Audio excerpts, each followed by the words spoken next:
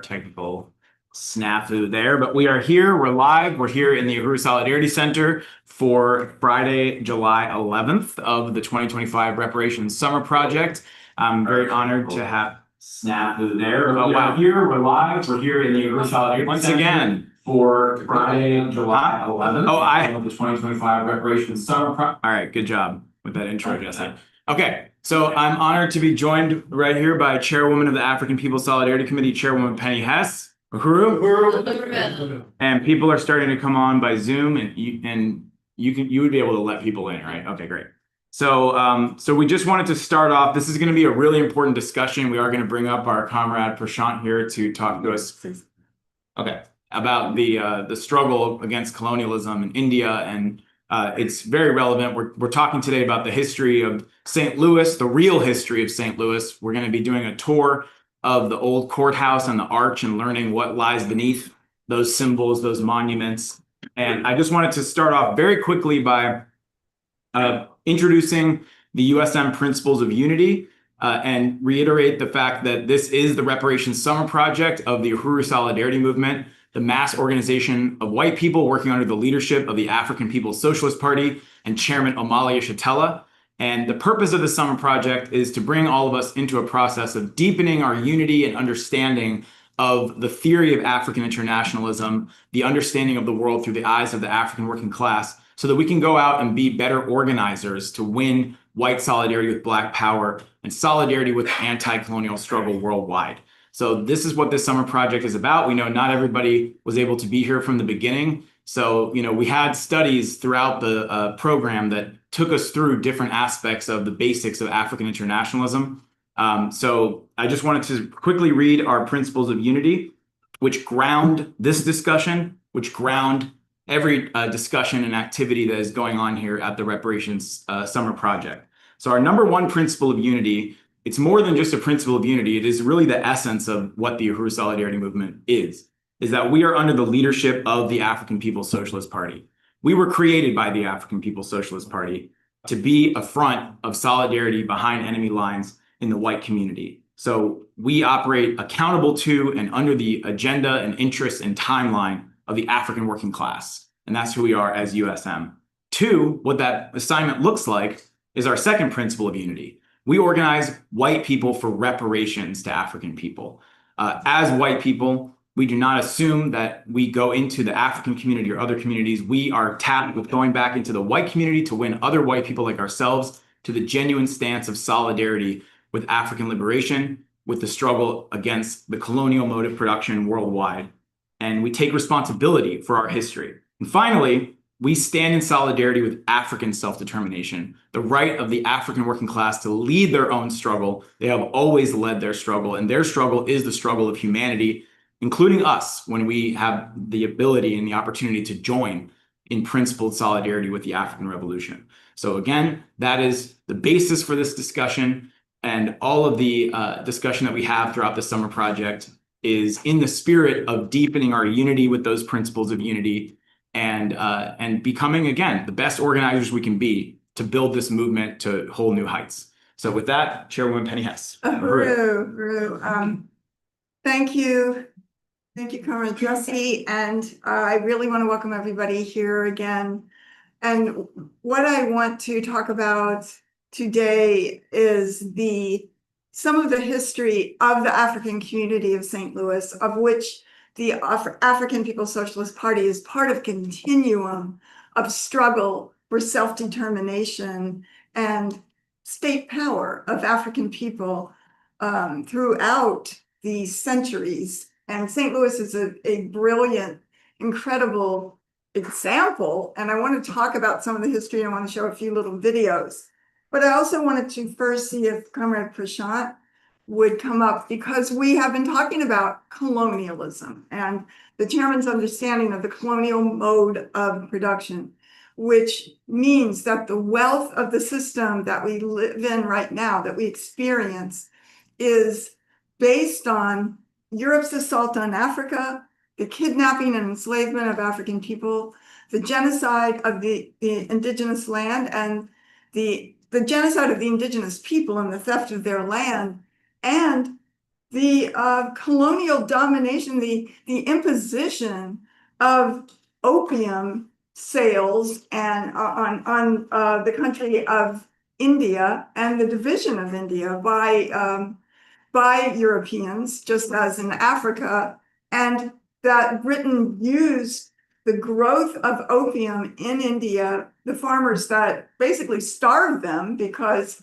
they couldn't eat opium like that, to nourish themselves, and how the British used that to impose opium on China, and China fought 3 or 4 wars called the Opium War, saying, screw you, we do not want your damn opium. So I just wanted Comrade Prashant to come up and tell us a little bit, if you would like to. Or you could sit there. If you wouldn't mind coming up here, just so the mic You can could just capture your sit voice. in the chair. I got some. Pretty much here. Oh, no, there's one.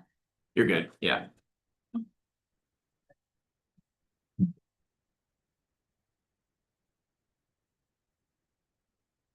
Hi everyone. Okay, so I come from India, as I told everyone. And let me start with what I know about caste system and also how Britishers start conquering India. So earlier they started coming in forms of traders. They were all traders when different sort of empires were existing in India, where India was not one country, but there were multiple empires, and Mughal Empire was the biggest at that time. And over time, they started. And yesterday, Chiana was telling that certain people were sent from Britain. Certain people were sent from Britain, and they were told that they should convert Indians to their religion, but that was not able to happen. And Indians, well, there was no India back then, but they literally started loving Indian culture so much that they failed in their attempt. They started by making friendly connections with the empires over there. They made friendly connections. Then they, the emperors at that time, they were greedy, and they thought that establishing trades with the Britishers, that would be helpful for them in longer term and would make them ultimately powerful. But that really didn't happen. Over time, they started capturing multiple empires, and eventually they almost captured all of it. So even the kingdoms, there were certain kingdoms where the kings thought that they are independent and they are their own state, but that was not true. It was all dominated by Britishers. And even the kings who had their own independent state, they were thinking that uh, even if they like, even if they were thinking that they were independent, they were not, because they had to pay a lot of taxes. And even their land, it was just named as their land, but technically everything was under the control of Britishers. Over time, oh yeah, even at that time, caste system was really prevalent. Caste system, as I was saying, it has been prevalent since Vedic period. In Vedas, the castes have been divided into 4 parts, I guess. Uh, Brahmins, Vaishyas, Brahmins, Kshatriyas, Vaishyas, and Shudras. These are the technical terms which they use. Brahmins, they were considered the most upper caste of all of them. They were the priests during their time. Then Kshatriyas, they were considered the warriors. Then Vaishyas, they uh, they were the other normal people, apart from priests and Brahmins, Kshatriya. Apart from priests and warriors, yeah, they were farm workers. And then the last one, Shudras, they were the working class, literally working class, who used to serve other people, laborers, who we call. So it was majorly divided into these 4 castes, and even till date, all all of this is prevalent, and now all these forecasts have been subcategorized into multiple casts, and it is still prevalent. And to be honest, I had no idea, but recently when I entered high school, you know, oh yeah, one thing, I don't know if you guys know about that, but in India, like we have reservation system in for people who are in military, I guess, or disabled people. They get certain a quota, right, at multiple places. So in India, depending on the caste you belong to, we also have quotas now. But that is because people from backward, this is the term which they use. I don't like it, but that's what they call them. Backward classes, the lower class, people who belong to backward classes, they had been exploited a lot. So now they have been given a quota in almost every part of uh, uh, almost every education and military and everywhere they have been given a quota now. Um, wait, I had a point related to that. Mhm. Oh yeah. So when I was entering my high school, I was able to find out that I also belong to a backward class. But I didn't know that just because I grew up in a metropolitan city where caste system is not that relevant. People there, they are modern as compared to people who believe in traditional, who who believe in traditional thoughts, and who a lot of people who are in small villages and towns in India, they are the one who actually consider caste system, whereas people in metropolitan city, in India, we have this thought that if you're westernizing, you are getting modern again because of colonialism, which is not really true because they deprived us of all our resources, they stole from us, and now they have given us this fake identity that if you try to become white or follow their path, you would become more modern, more ideal, more desirable, and that's not true at all in my opinion. But that's what they did, and even till date, there are so many people that they believe that Britishers used divide and rule, as we all know. They divided people, Hindu and Muslims specifically, and that issue exists till date. Yeah. They divided India and Pakistan. Well, they didn't technically do that, but they sow the seeds of this division, which later led to divide of India and Pakistan into two Hindu Muslim countries. And till date, that issue exists. While Britishers they colonized India, they burned so many universities. The most important major university was known as Nalanda University, if anyone has heard about it, and that was considered the world's most advanced university at that time. But when they conquered India, of course, maybe due to jealousy or maybe because they wanted to get all the credits for all the research which had been done. Even for people in Africa, they stole a lot of researches and they claimed it to be theirs. Africa, India, they do it everywhere. So they literally burned that whole university, and even the things which they found from that university, they claim that to be theirs. And later they named some white people and said that, oh, these are the inventions of our people. And that's what they did. Again, in terms of farming and all, they had almost annexed all silk routes and all. And they didn't let people farm and grow things which they wanted to. They didn't let them eat healthy food. They used to starve them. Indians were forced to grow opium and tobacco on their farmlands. A tiny part of Indians, the people's, their own land, a very tiny part was given to them to grow their own crops, whereas the majority, they were told to grow opium and tobacco on that majority part, and then all of that used to go to Britishers and British Empire. So, oh yeah, India recently got independent. It's not even a century since India got independent. India got independence in 1947, and Britishers, they leased off all the resources for over 200 years.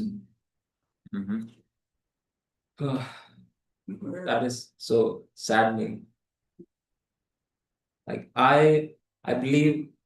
Oh yeah, one more thing which I would like to say. It is kind of unrelated, but Britishers really show this seed of racism in us, where now Indians believe. I've seen people here, white people here, who literally use tanning creams and all to tan themselves and thinking that that is the color which they want. I've seen white people do that. I don't know if all of you have observed that. Whereas in my country, I have pretty dark skin, so I was always criticized for that. Dark skin, big lips. I was always criticized for that. When I came here, I also visited Oakland. That's a big part of Bay Area, Mhm. and Chiana is from there. She told me that she literally blew my mind. She told me that having dark features, she considered that pretty, and I was all bamboozled that even uh, I was bamboozled that a human can think that way. I was always taught, even by my own family, that you will not be desirable if you have dark skin. You should use this cream, that cream, just try to lighten your skin. That will make you more desirable. And again, in India, we do arranged marriages instead of love marriages. That's what people prefer. But my own parents told me that if you don't have light skin, if you don't pretty, the white pretty, then women won't even marry you. So that was the narrative which was fed to me. And again, all of this again comes from colonialism. Mhm. They literally, as I'm repeating this, they sow the seed that if you are not westernized, you Mhm. are not desirable and you don't deserve love. Mhm. They literally deprived us of love, all kinds of resources.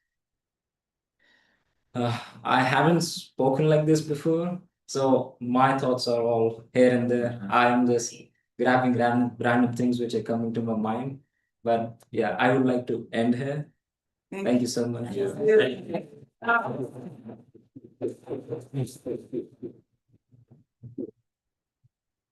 Wow, thank you. That was, Yeah. That's awesome. that was very, very moving and It was. powerful, Prashant. Yeah. Thank you so much for sharing that. Thank you.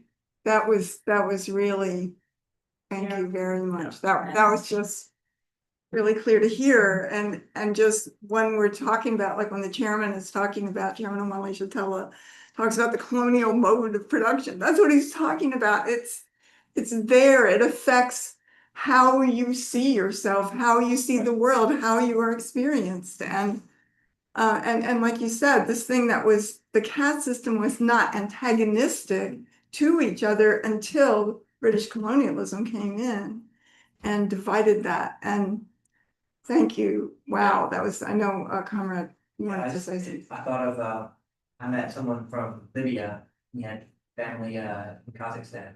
He was telling me about how the government would like spray bleaches to like lighten people's skin. Now I'm wondering if you ever heard about anything like that, in India. Not really. That's pretty new concept. That sounds so terrifying. Yeah. Yeah, it does. Yeah. Bleach and stuff. Yeah. Yeah, that is terrifying. Jeez. Yeah. I really appreciate natural beauty. Like, Yeah. you don't want that though. Even if someone's Absolutely. religious, even if they believe in God, Hmm. God made us this way, and why you appreciate this? Right. Why try to make a fake image of yourself, and why try to Yeah. be like that? Why not appreciate who you are? Yeah, well, I really, yeah, I just really, appreciate you laying that out and your experiences and the experience of people in India and, just to again see the ravages of colonialism and how it just is there to destroy in every way, economically, politically, and everything, on, Psychologically. yeah, psychologically, scientifically, like you were saying. They take the science of Africa and that to their, so, and steal it. Yes. Yeah, like I really appreciated the points you shared, Sean. And something that I was really reminded of by talking about like appearances you related to life in like Western society, how people put on tanning creams, like a big thing about colonialism is people become product. We see it in advertisement culture where we are the ones who are actually sold to the TV shows, like our audience is sold to the advertisers. And we become the thing that's being sold. They don't make money off of showing the show to us. They make money off showing the ads to us, right? And the same thing comes with like the self-hate with your own image. So Yeah.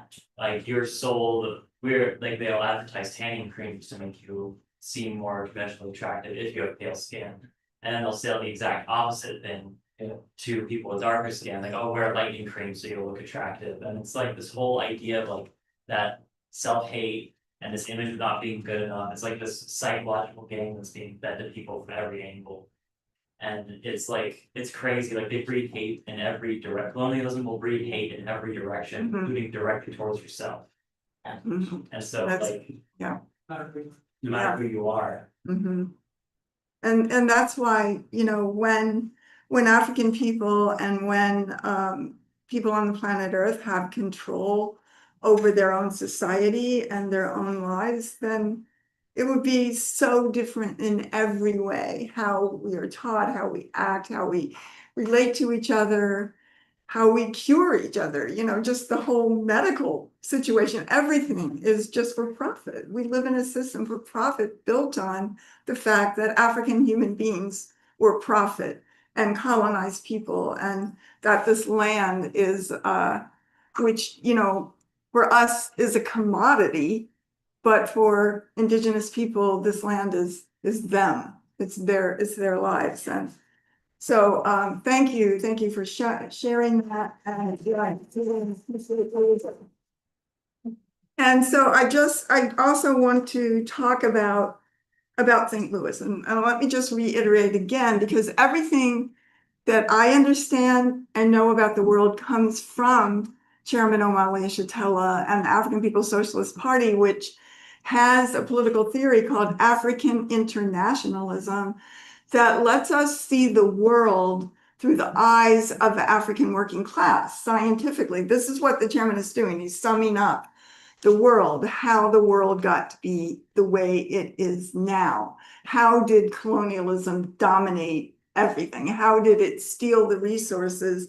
How did white America become, $1.5 million is the average wage difference, or excuse me, difference in assets of your house, your car, your savings account of white America versus African people, which is, of assets at most like $50,000. So it's like $1 million and more difference in this wealth. How did that happen? That happened because we live in a parasitic system built at the expense of African, Indian, indigenous, and oppressed peoples.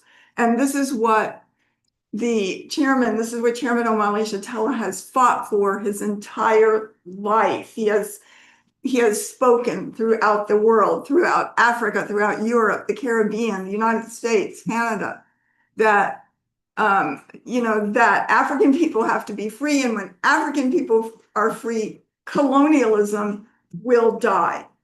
Colonialism will die because it requires the colonization of African and oppressed peoples here inside the US as the basis for the existence of the United States, which controls the economies and the lives and the economies of the rest of the planet Earth. And so, yeah, so the African People's Solidarity Committee, we are white people under the leadership of the party with the mandate to go into the white community to organize other white people, and we fight for reparations to African people, recognizing that the stolen labor of African people has never been paid. The stolen resources of African and oppressed people have never been paid. And that in order for African people to be free, they need this system needs to go. Colonialism is brutal, it's vicious, it's inhuman. It is not about the interests of anybody, including members of the colonizer nation, that we want to jump off this pedestal and join the rest of the people on the planet. So I wanted to say a little bit about St. Louis, and we're gonna go look at that. I think I have a couple of little videos too that we can show, and to recognize what the African People's Socialist Party is building here, including the Black Power Blueprint, which is a program that is building the economy and the society for African people, African workers here in St. Louis, and and that reaches to the entire world, like the radio station that they're going to be opening, Black Power 94, the Burning Spear newspaper, which is their newspaper. If you haven't gotten one, everybody can buy the latest issue. They have the Black Power Garden, the basketball court, the Uhuru Bakery Cafe, which is going to be open shortly, and the African Independence Workforce Program for African people coming out of the colonial prison system, Uhuru Foods and Pies, and so much more. And that, we live, in this city, and St. Louis has a history of the profound oppression of African people over many years, and yet the incredible resistance and fight for power that's here as well. And we're going to go to an area, if you could, I don't know if you can show that is right on the river, and it's where this arch is. Everybody has probably seen the arch. If you've been on a highway, they made it so that you could see it everywhere. The arch is blatantly and expressly created as a symbol for what is called manifest destiny. And manifest destiny is the policy, or the, even more, the public policy of genocide of the indigenous people. It was saying that they crossed the Mississippi River, and that the rest of indigenous land here was going to belong to white people. And they just, carried out genocide that was popular genocide, participated in by regular white people, to basically, slaughter the indigenous people. St. Louis has so many street names named after indigenous people, like, Chippewa, and Cherokee, Chippewa, Keokuk, Shenandoah, so many names like that. And at the same time, it has the names of the conquistadors, like Shoto, and I know there's other ones of those as well, to commemorate those that came in and conquered. So this arch is, here's a picture of it. We're going to see it. This giant arch right on the Mississippi River, and that it is the manifest destiny is the belief that white settlers on this land were destined and had basically religious, from God, certification from God to go in and and slaughter the indigenous people whose land it was. And the thing is that it is located right where the ships full of enslaved African people docked, exactly right there in St. Louis. So there's steps. We'll go there. There's steps that go down to the water, and that's where the ships came in. And they also had a statement that people might have heard, called, a saying called, oh, they'll sell you down the river. Right. Well, that comes from here. Right. Because they took African people from St. Louis and sold them down to Louisiana, where the US basically was building agribusiness, huge farms. It wasn't cotton fields, it was like huge cotton farms, and African people were worked to death in a very short period of time. And there's also the thing that this area that is St. Louis is called the Louisiana Purchase. The Louisiana Purchase was, I don't know if you have a picture of it, but there was it's sort of like a big swath of the US going from up the Mississippi, but probably 100 miles either way, and going from Louisiana to Minneapolis or to Minnesota. And that was called the Louisiana Purchase. And in the beginning, the US, this is the Louisiana Purchase. So the US didn't own that. France owned it. France owned it until what, 17 something, till 18, till the early 1800s. And so in Haiti, in the islands of Haiti, African people were waging the first workers and anti-colonial revolution in the history of the world, and won in 1804. They kicked France and Napoleon's army out of Haiti. That would be the equivalent of kicking out the US Army by an impoverished little country today.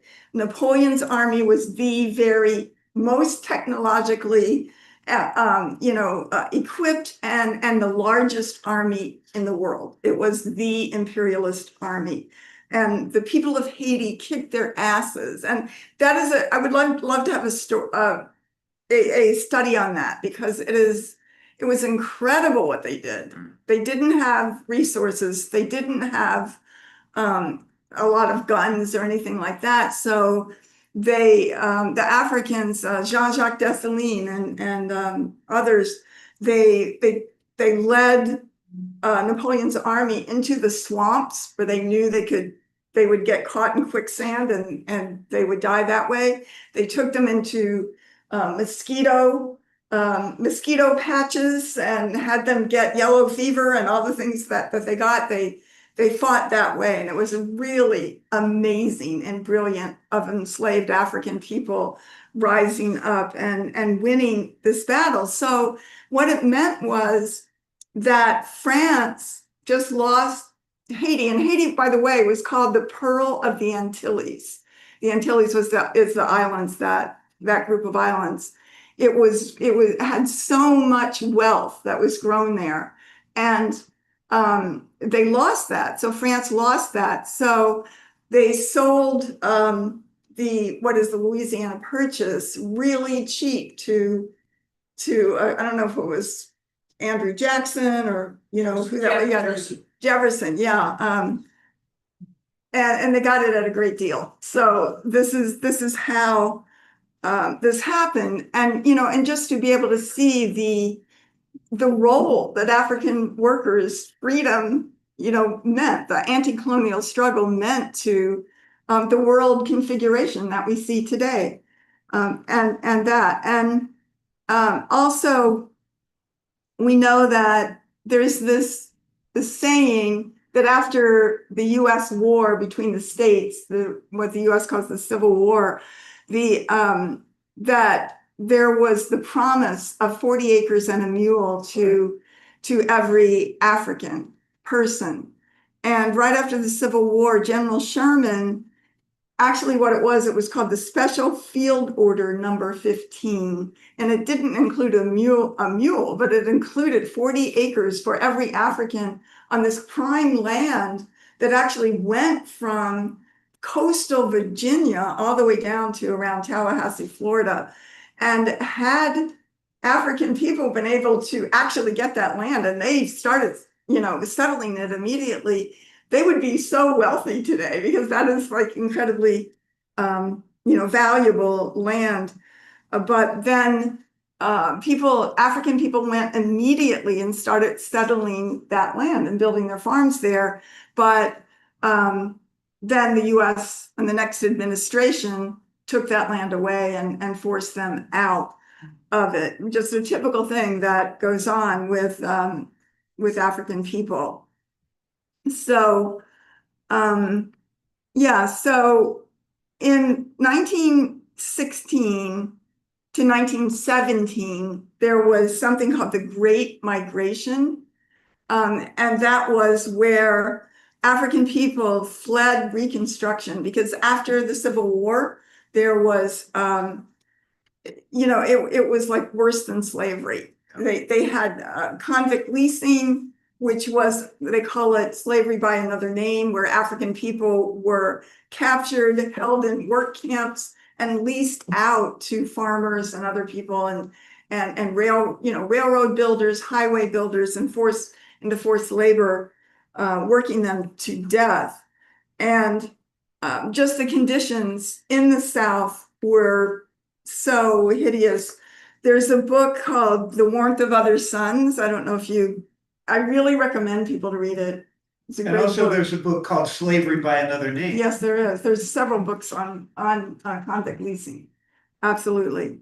But just to see, there was this great migration, and this is what I wanted to talk about. African people with nothing, who were sharecroppers, who were deeply impoverished, began to leave the South and go to Chicago. Some went to California, Los Angeles, and to New York and Harlem, and other places around the US. And one of them was St. Louis, where they came. And so the whole, I don't know, just the whole nature of St. Louis is one of the cities where African people came and built their own economy. This is the city where there was a giant hospital, the largest African hospital west of Mississippi. It trained African doctors and nurses. It was called the Homer G. Phillips Hospital. It was, there were just so many institutions. There was Madam Walker, who had, a cosmetics kind of business. She became the first millionaire, African woman millionaire. Just, many other examples of African people from here. And there was a neighborhood called Mill Creek Valley. This is a great book on that neighborhood. That was an African working class neighborhood where today the US government tore down the entire neighborhood. We have a little video on that. The neighborhood had everything. They had their own doctors, schools, hospitals, churches, every kind of cultural life. And in the 1970s, the US tore it down, but this neighborhood was called Mill Creek Valley.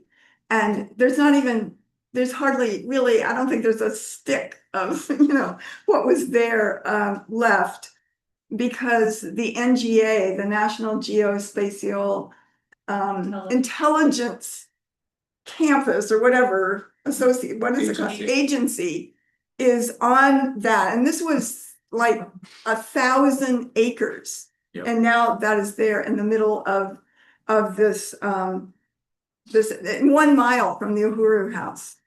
So yeah, so this was what the US did. And there was what they called the East St. Louis Rebellion, when African people, rose up against white terror that was being carried out in East St. Louis, which is across the river. And many, many thousands of African people, walked across the bridge and came to St. Louis and settled it and built this incredible African community. And yeah, so we know, again, they were fighting what they call Jim Crow, the lynching, the more than 10,000 lynchings, torture and terror of African people, including here. There were lynchings here. One of them very near the arch where we're going to be. So, yeah. Francis McIntosh was an African who was murdered at 7th and Chestnut, which is, 2 blocks from the old courthouse where we're going to be. And also there is the statue of Dred Scott and Harriet Scott. Can we show some of those pictures if you have it that we've taken before? And Dred Scott and Harriet Scott were African people who in the 1840s,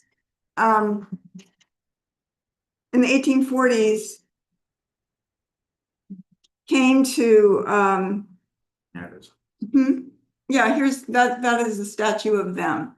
And they filed for their freedom in the courts of St. Louis. And it was incredibly courageous and historic.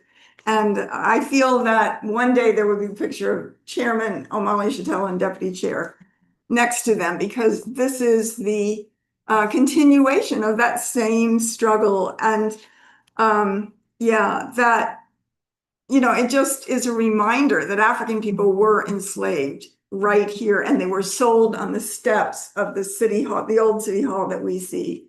There was something called the Lynch's slave pens that were, and we're on the corner, like this center is between Texas Street and Lynch Street. I think it's the other way around. Named after Lynch's slave pens. Lynch's slave pens existed near the area of the current Bush Stadium. In fact, they are still in caves under Bush Stadium downtown. And these underground prisons were used to hold enslaved men, women, and children before they were sold at the markets.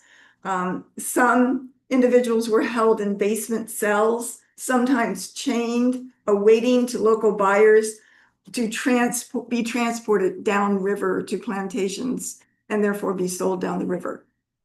So, so Dred and Harriet Scott were born in the early 1800s in Virginia.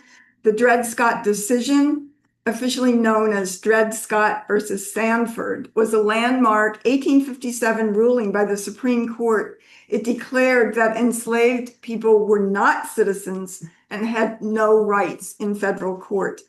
People say that this decision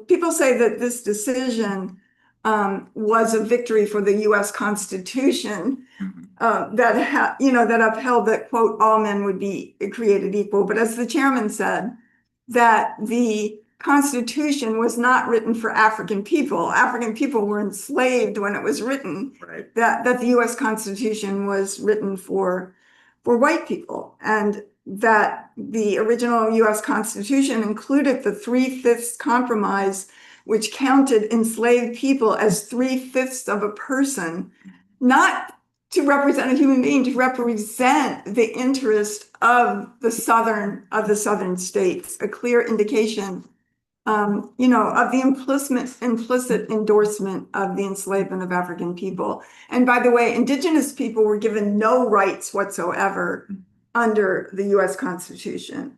So the case for Dred Scott's freedom was filed in 1846 in St. Louis, and the legal battle went on until 1857, leading to the U.S. Civil War, which began in 1861 through 1865.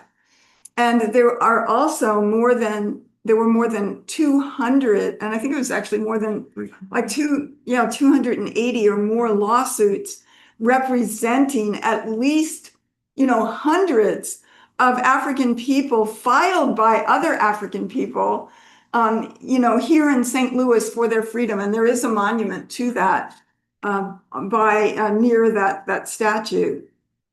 So the Missouri Compromise was a series of agreements passed by the U.S. Congress in 1820 to address the issue of slavery's expansion into new territories. It admitted Missouri as a slave state and Maine as a free state, while also establishing a geographical line that prohibited slavery in the remaining Louisiana Purchase territory north of that line, with the exception of Missouri. So again, the Haitian Revolution was, what totally changed that, the power of the African working class. And the Dred Scott decision of 1857 declared that the Missouri Compromise was unconstitutionally, effectively invalidating it. And the decision ruled that Congress had no power to prohibit slavery in the territories, thus negating the Missouri Compromise. This ruling intensified sectional tensions over slavery and contributed significantly to the outbreak. So just to say also, Dred and Harriet Scott were originally owned by Dr. Emerson and his wife, Irene, which I believe that there is, their house is a place that you can visit.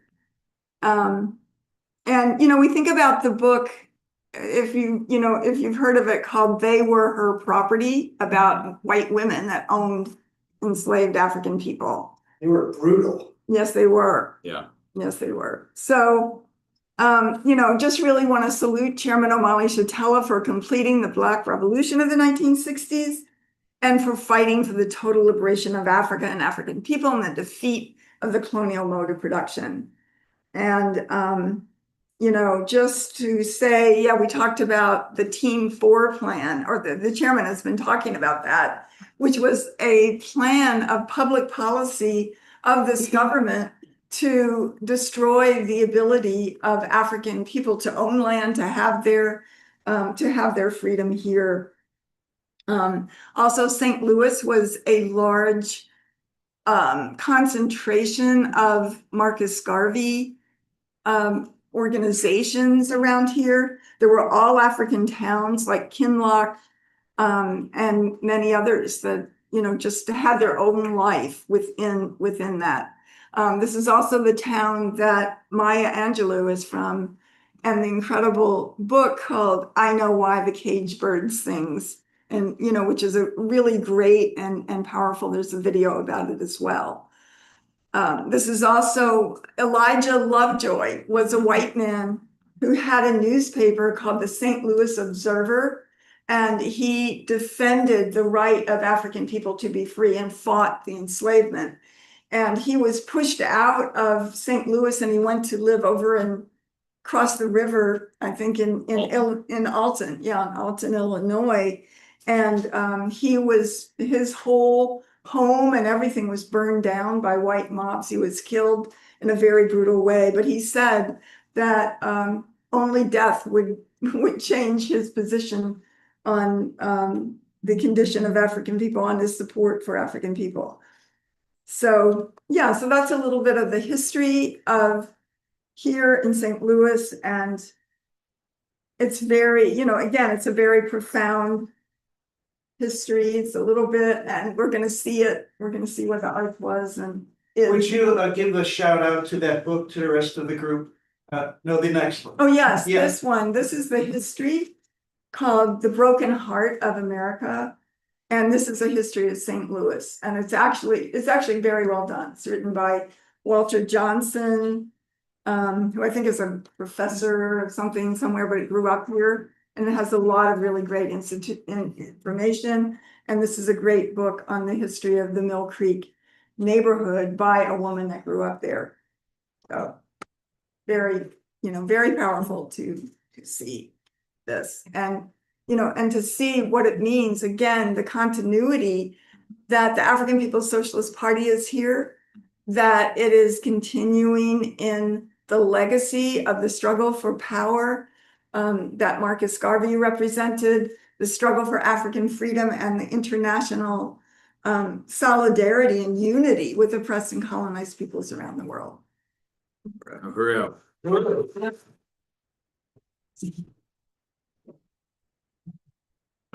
Thank you so much, Chairwoman Penny. That was a profound presentation, and I just want to appreciate all of the presentations you've given and research on the history of this city, and of course, as captured in Overturning the Culture of Violence, the history of colonialism as a whole. But what you brought out, of course, using the chairman's analysis and understanding, has made it so that, when any of us goes out, certainly myself, go out to anywhere in St. Louis, I'm very conscious now, thanks to the teachings that you provided, of the history, the bloody history and resistance, the struggle that literally lies beneath our feet. You know, you talk about the slave pens and the caves under Bush Stadium and other places.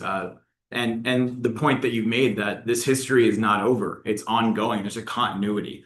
And the party is right in the center of it now, and we have the opportunity and the ability to be a part of that. So it's, yeah. Yeah, there was something here called the World's Fair. Mm. It was in 1904, and it was something that was to show that imperialism, the colonial mode of production was the greatest. This is Right. what's going to come in the future. There's going to be radios and, you know, all the things that, you know, to really put forward the US as Yeah. the leader of the world, you know, imperialism. And it took place in Forest Park. Mhm. And one of the exhibits was an African man from Congo. And Otabenga. oh yeah, Otabenga. They had him first of all, they had 60 exhibits of live, they had exhibits, people in the zoo, like a human zoo. They had people from South Asia, they had people from the Philippines, they had people from China, and they had African people. And they had this man, Otabenga, from Congo, and he, you know, these white people would come see him. He was the most popular of the exhibits. And he fought them. At one point, all these white people were like, you know, coming in on him, and he fought back, and he ran. He ran, and they chased him and beat him up horribly. And then the city of St. Louis sold him to the Bronx Zoo, and he was an exhibit in the Bronx Zoo. Yeah, this is history. This is US Yeah. history. They had Geronimo. Yeah, they had Geronimo, Yeah. the great indigenous fighter, was an exhibit. Yeah. Yeah, this is the US. This is colonialism. This is colonialism. The world, you know, they're putting, you know, because if you look at like a zoo is taking animals from a people and putting them in a prison. Yeah. And then so they're like, well, we're doing that to people too. You know, was colonialism. You know, this is what it meant. Real. That was true. Go ahead. Can I make one comment? Yeah, and I saw there was a hand here, Redbeard and Dylan in the back, right? Okay, well, no. No, she said exactly what I was saying. Oh, okay. Yeah, I just wanted to make one comment. Just again, appreciating the presentation, and we were kind of talking about this a day or so ago, the whole thing about Dred and Harriet Scott and the freedom suits.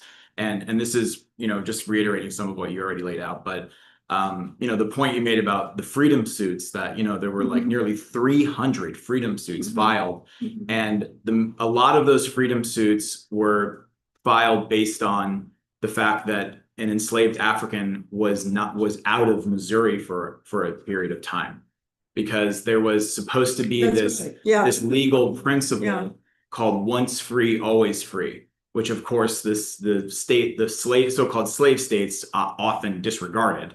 But if an African person who was enslaved in Missouri, because of the Missouri Compromise, was bordered both by free states and slave states, quote unquote, but Dred and Harriet Scott were at various points in Minneapolis and Illinois, and they were still enslaved when they were there, even though it was considered a so-called free state. But then when they came back, you know, when you're talking about Irene Emerson, I think the man died. So then they were directly under the control of the white woman, Irene Emerson. And there's different theories about why they took that opportunity to file their suit when they were back in Missouri. But one that I think is pretty likely is that they were getting indication, they had children, they just had a second baby, and they were getting indications that Irene Emerson was going to sell their children, and they were going to be separated from their children. So they filed this suit, and it was the most famous of those cases because it ended up going to the Supreme Court. And just to say that one of the things was only the woman could have the children. Right. The husband couldn't get the children if he got his Right. freedom. Yeah. So that was why, part of why they did it Yeah. together. Yes, And exactly. couples did it a lot. Exactly. So they, and then the point you were making about the Missouri Compromise, like that's sort of the explanation of why Dred and Harriet Scott is considered one of the things that like lit the fuse of the Civil War, was that, you know, they took it to the Supreme Court because the state, at first it went through the appeals process here, and they kept denying it, saying, no, you're not going to be freed. Even though you were in a free state, you are still going to be enslaved. So they kept appealing it. And when it ended up on the Supreme Court, the legal thing that they were deciding on wasn't even whether or not Dred and Harriet Scott would be freed. It was whether or not they even had a right to sue. It was more basic. It was more like, you don't even have a right to sue because you are not a citizen. no You have rights. no rights, No rights. that No white people are bound to respect. Right. And so that's what, and the thing about the you know, judicial branch and the executive branch and the separation of powers and all that, so that Supreme Court ruling was rubber stamped by the president. The president actually reviewed it before it was released, and he punched it up and made it stronger. He's like, we need to make it absolutely clear. We're saying that black people have no rights which the white man is bound to respect. And the other thing they included in there, as you mentioned, is that the Supreme Court ruling also found that the Missouri Compromise had been unconstitutional. So they were saying that the federal government had no right to tell the states whether or not they could have slavery. So that was the thing. Those were the factors that, you know, are credited with it being. So that's pretty incredible. And finally, the point the chairman always makes, that it wasn't another Supreme Court ruling that overturned the Dred Scott decision. It was a Civil War. Yeah, So, the US war. yeah. Yes, that's really helpful. Thank you, Jesse. Adding that. And I want yeah. to express appreciation to the chairman for seeing during the rebellion around Mike Brown, the potential and the character of the African community here and moving down here. Yes. And then also I want So to right. mention Ishi. Mm-hmm. He was an indigenous man, Yes. found the last surviving member of his tribe or nation, and he wasn't put in a zoo, but he was sort of held captive in a museum That's right. to live out his life in Yeah, the California. same, very similar. This basically a museum is a kind of zoo and Yes, of human artifacts Yes, or art. he was. And yes, I've read about Ishi and Ishi. the just entire genocide of the entire population that he was part of. That indigenous pop was killed, and he was the last surviving person. I mean, it's really, it's really brutal, and it's something that is within memory of people Yeah. that are still alive. I mean, relatively modern. yes, absolutely. Did you want to still show the videos? Oh yeah, I do. Okay. I do. I know. So maybe we should show these and then we can. Yeah. Okay. Yeah. Okay. These are I just found these. I wanted to show something of this period, but this is the best I could get. I couldn't find a lot of really good videos, but these are just good. Start down.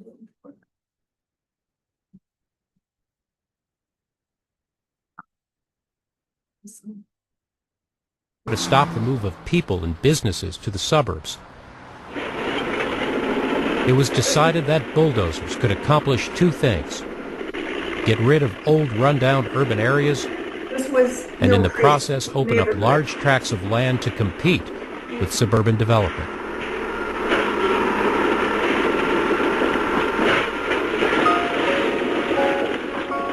One of the largest urban renewal projects in the whole country was in Mill Creek Valley, a predominantly black and poor and working class neighborhood that stretched west of Union Station to Grand. It had a rich and colorful history and had some of St. Louis's worst slums. The city moved everybody out, and Mill Creek was leveled. Well, for me, it was sad because I liked my neighborhood. I didn't know anything different, and in a way, you're sort of excited because you're going to get to move. And my mother was saying we were moving to this nice house. But at the same time, this is where I grew up. This is where my friends were. And I could see them moving one by one by one. And they were, I didn't know where they were going. I lost touch with all my friends. In a 1960 article, the St. Louis Post-Dispatch showed the two-flat her family had owned in Mill Creek and their new, nicer home in a better neighborhood on the north side. So many did not understand the anger and the resentment in the African-American community about what had happened to Mill Creek. For a long time, you couldn't live anywhere but there. You made a decision that we would live here. Now you're making a decision that we will no longer live here. And like you said, it's a matter of choice. Can I make the decision where I live? The Mill Creek project never really met its expectations for residential and commercial development, but it did have a lasting impact that wasn't planned.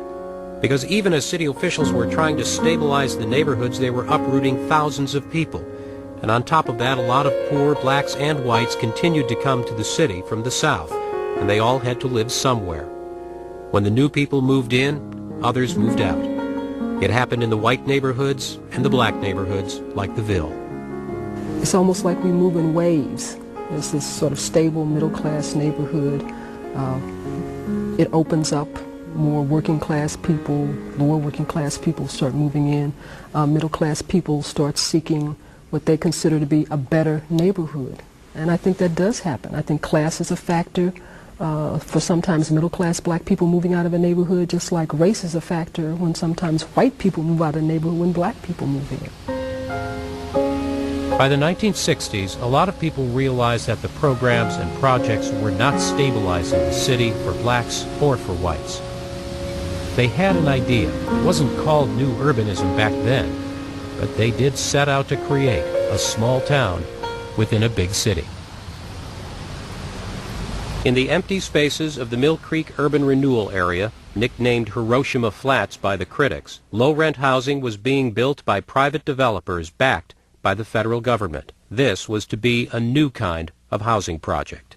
I wanted to keep people in the city, and I wanted to be integrated, frankly. And all the projects we built were either white or they were black. They were not.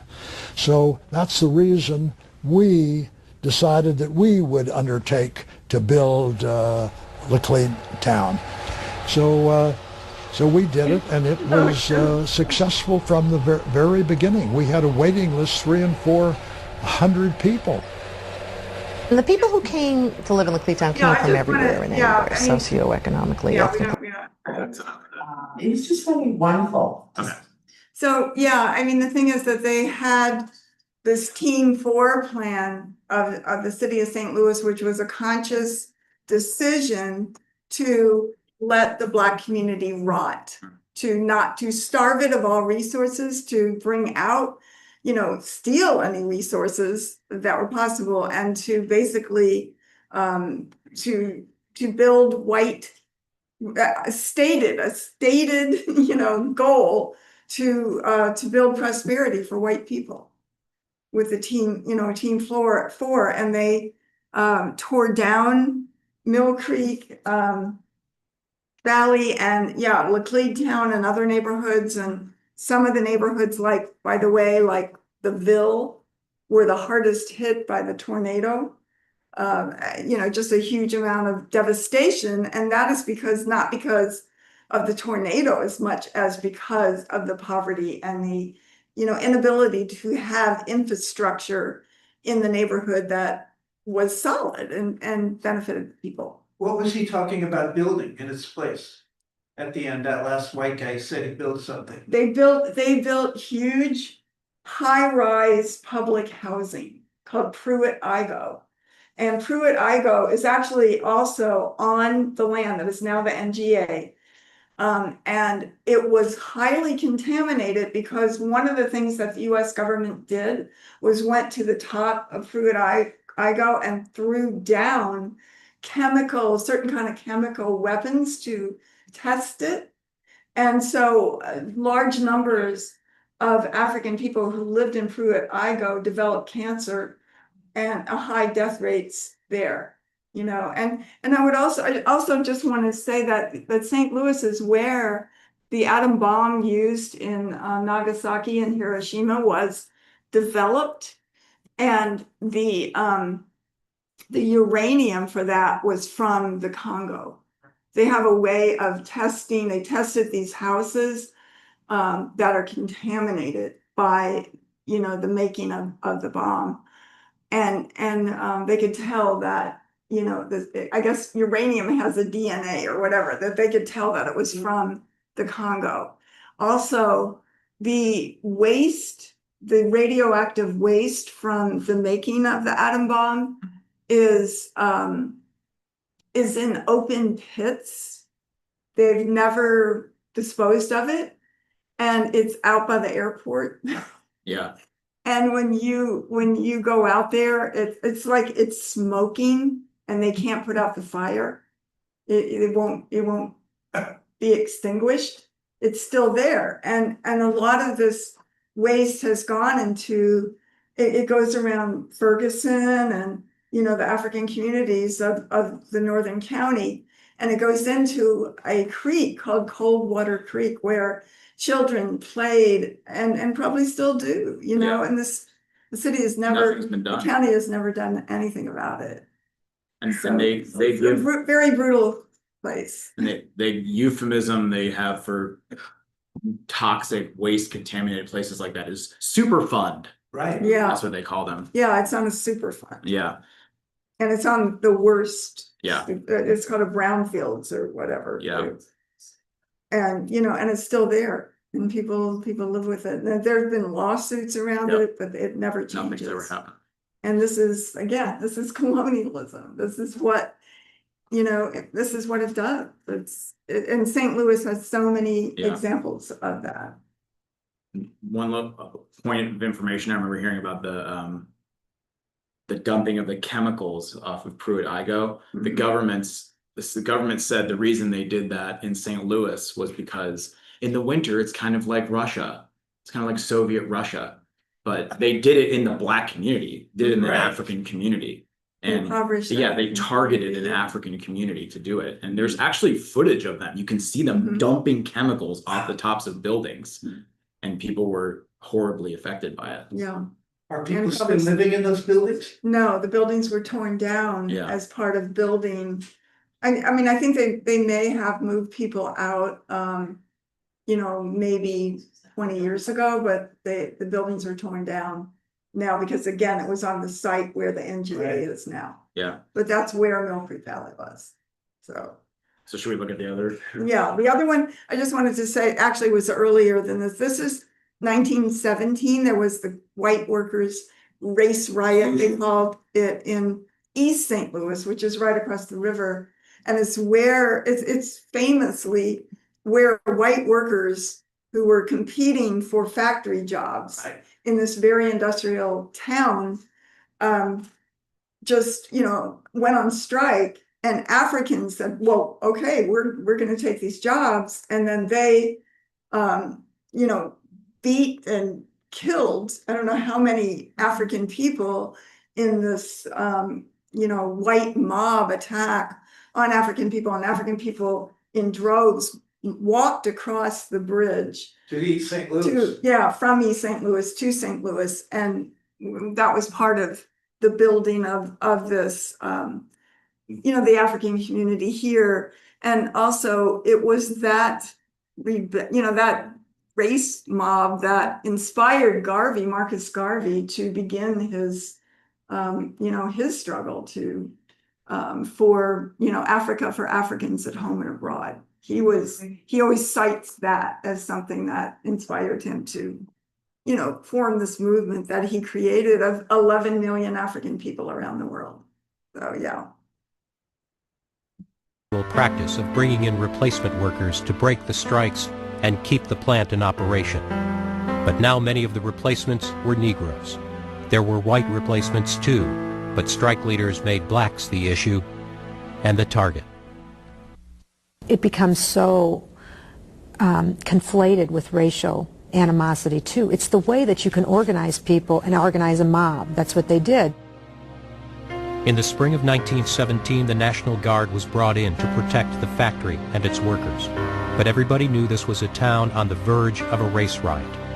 When violence flared up in May, the Guard was able to keep it under control. But East St. Louis hadn't cooled off. Tensions built, fueled by unsubstantiated press reports of Negro crime waves and gun purchases, and by rumors and inflammatory public speeches. They wanted to drive the blacks out of East St. Louis. They wanted to make East St. Louis an all-white town. The evening of Sunday, July 1st, a car drove through a Negro neighborhood firing shots as it drove by. Later, when another car approached, shots were fired from the crowd. Maybe some thought it was the same car, but it wasn't. Police officers were in this one, and 2 were killed. When word of what happened spread, white mobs set out to attack blacks.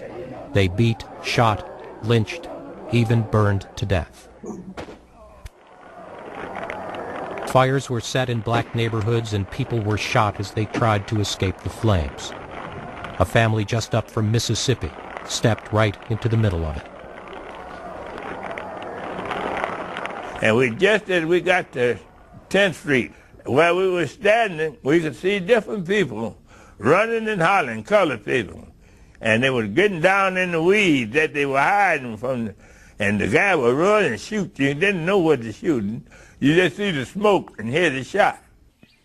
That was a scary time.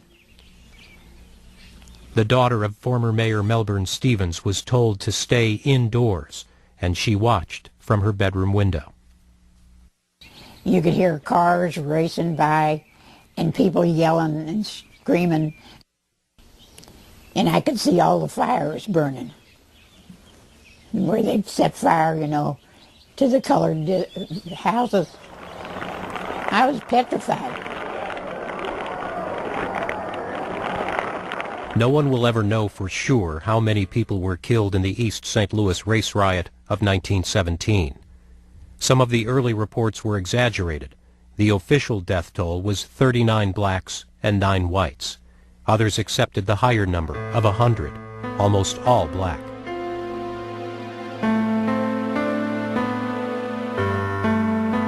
They searched for bodies, but so many people couldn't be accounted for. Maybe they had crossed the bridge to St. Louis. Maybe their bodies were somewhere in the river. The nation responded with speeches, editorials, and accusations. Some blamed labor, the police, city government, industry for importing blacks. Some said whites had only acted to prevent a black uprising. In the South, many said the race riot exposed Northern hypocrisy and showed what was really awaiting Southern blacks in northern cities. By the 19-teens, it was the North's turn to decide on the Negro question. And I see East St. Louis as a harbinger of white supremacy, Northern style. Despite pressures from blacks and whites to condemn the riot, President Wilson made no statement. But Congress investigated the riot, the crimes, and the city of East St. Louis itself. This wasn't a black eye. This was a self-inflicted wound that would leave an ugly scar if it ever healed at all.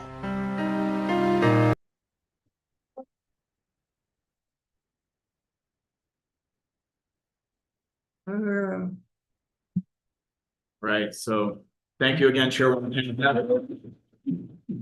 So, by the way, salute to Becky, MQ, Ruby, anybody who's watching us on YouTube as well. Thank you for being a part of this. We're going to be closing down the stream right now and relocating to downtown St. Louis to where the old courthouse and the arch are located. And then we'll be actually going live again on YouTube from the Uhuru Solidarity Movement's YouTube channel. So that'll probably be in about 20 minutes or so.